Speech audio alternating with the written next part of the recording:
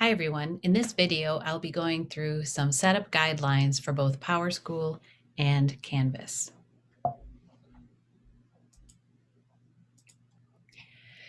In PowerSchool, we need to weight our grades, especially now that we're using an 80% summative, 20% formative system. So to do this, I would go into my PowerTeacher Pro. I'll pick a class and just wait a moment.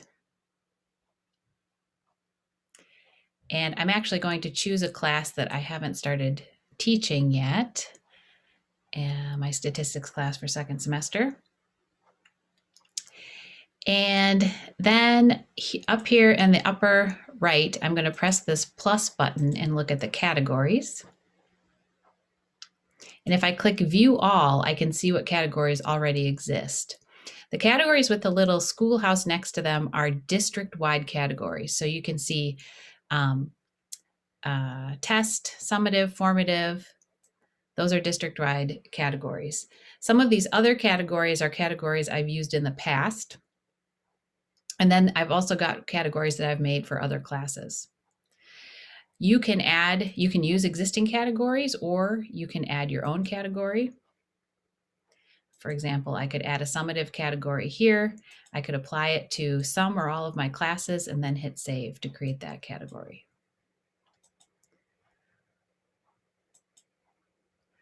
Once I have all of my categories in place, then I would go to Settings, Traditional Grade Calculations, and I would set up my weighting.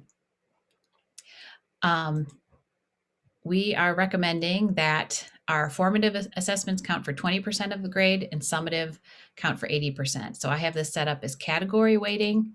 And then again, I'm choosing the categories that I want to use.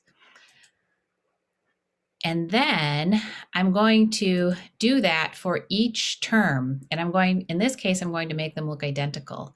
I'm actually having my statistics class this year during Q4 only. So I want to make sure that's there. And in this year, I want my Q4 grades and my semester 2 grades to match exactly the same. So I've got the same setup for semester 2. All right, so that is ready to go. So next I'm going to toggle over to my statistics class.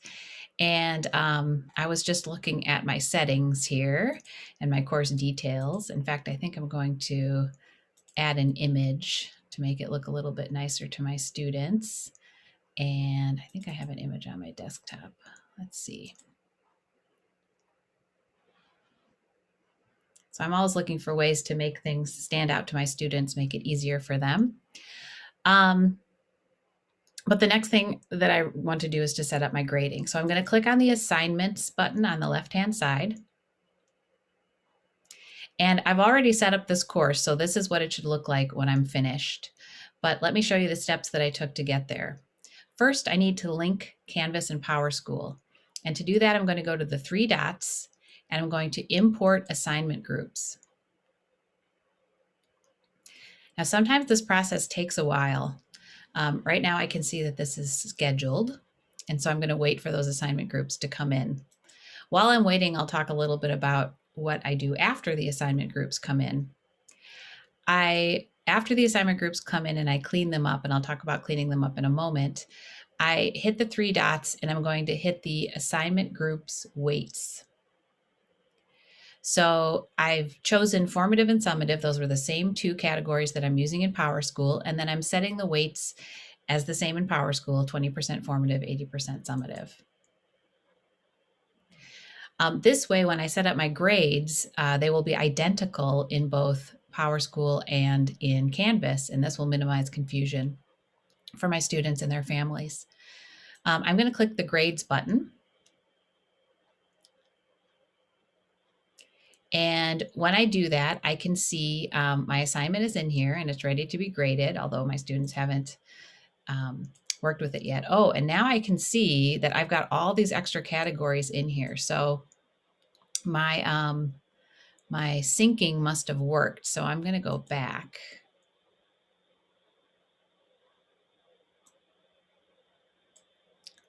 Oh, no, I guess not.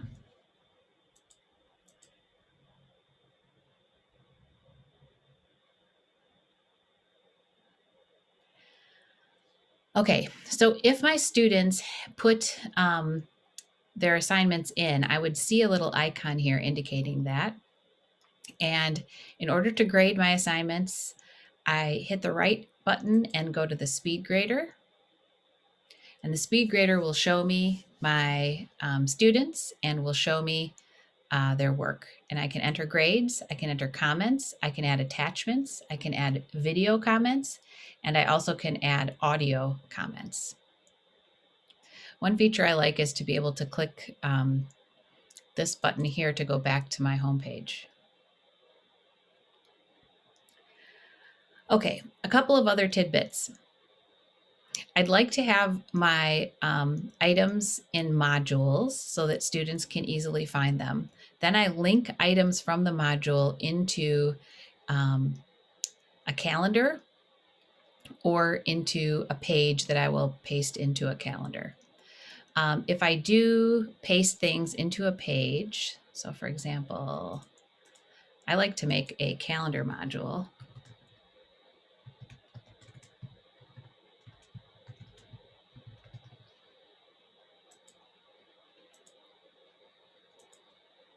Oops.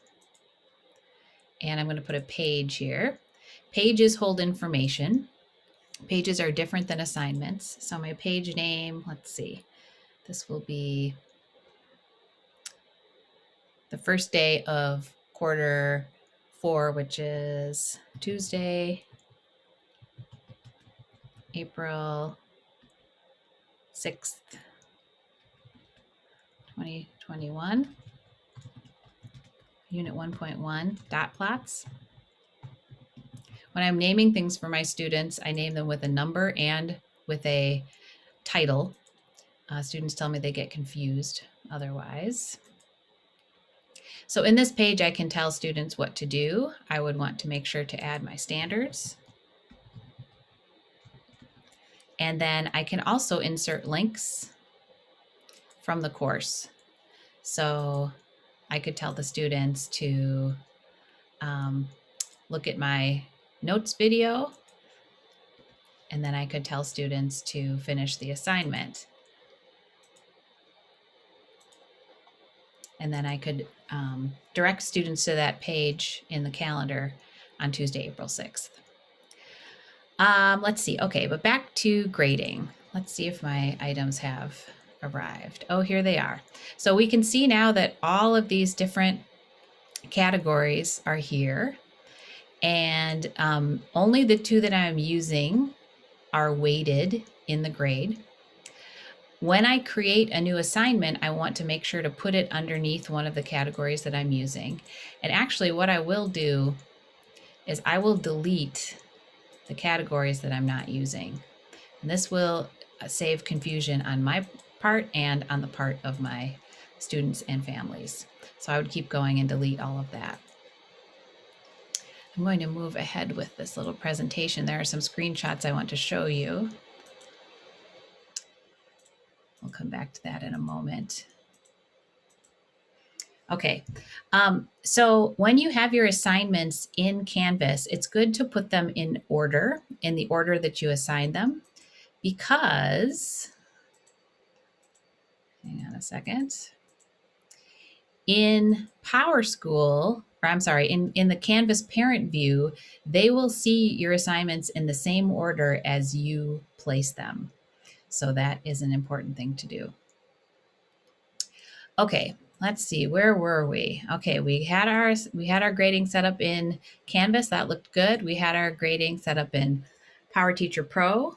That looked good. And I think we are ready to go. At the end of the semester, a couple of tips. One thing that you can do, and I think I'll go in this direction.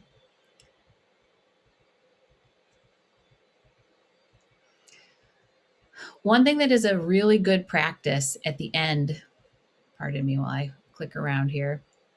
One thing that's a really good practice at the end of the quarter is to make sure that the quarter and the semester grades match, especially this year when we have quarter 4 matching up with semester 1 exactly, although this is good practice every year. So if I'm using this video in a subsequent year, this is good practice all the time. So one thing that you can do is look at the score sheet, and I have a screenshot of that here, and then toggle between the different quarter and semester. Here I've got quarter one. You could toggle this here to, toggle this to the semester. Another thing you can do is print a report. It's called a score sheet report, and you choose the reporting terms of all of the terms, the quarters and the semester. And when it prints, it will show you the quarter and semester grades. And you want to make sure that they match. Just a reminder that the semester grade is what actually goes on the student's final transcript and what yields the credit. So it's really, really essential that their semester grade is correct. All right, thank you for watching this video. Best of luck, and let me know if you have any questions. Thanks very much.